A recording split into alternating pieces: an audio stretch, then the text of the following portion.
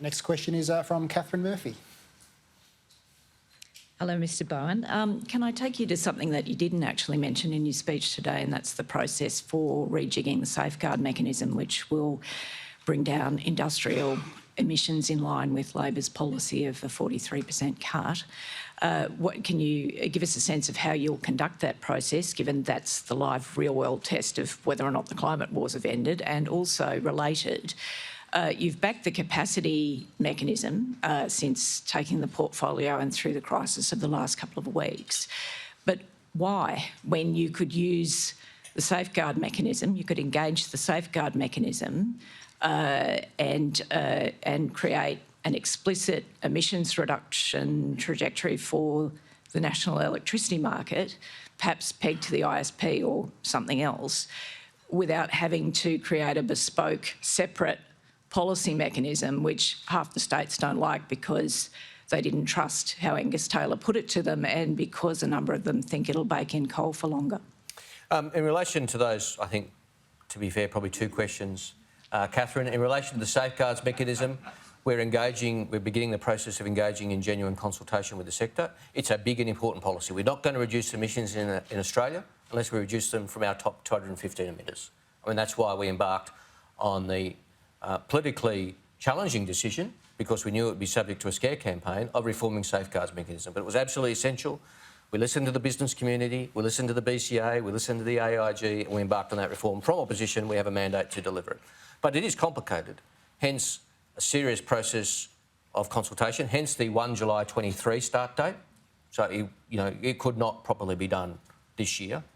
We could not, in all good conscience, make such a big change without proper consultation.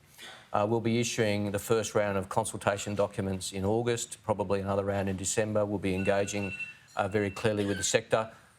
We've already done that from opposition to some degree, but now, of course, in government, we will engage in further detail. The Clean Energy Regulator, who's here today, the new department, whose secretary's here today, will be helping lead that consultation, and that will be a very real process, because there's many detailed issues to be worked through. But our very clear intent is there in our election policy. In relation to the capacity mechanism, I don't quite agree with you, Catherine, that we could achieve a similar aim by some reforms, further reforms to the safeguard mechanism. They're quite different things, in my view. We do have a capacity problem. And the way to do that, the way to deal with that, in my view, is a capacity mechanism, as is quite common around the world in similar economies. Now, I accept your point that there's a lot of cynicism, because under the previous government, it would have been used to keep generators alive that shouldn't be kept alive. It would have been used for that purpose. Under us, it won't be.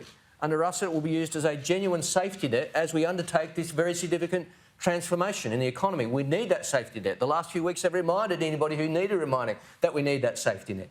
Under us, it'll be utterly consistent with our emissions reduction target. It will support new technologies, it will support new generation, it will support storage. Now, there are issues that I'm working through with my state and territory colleagues. We unanimously agreed to progress this work at the last meeting.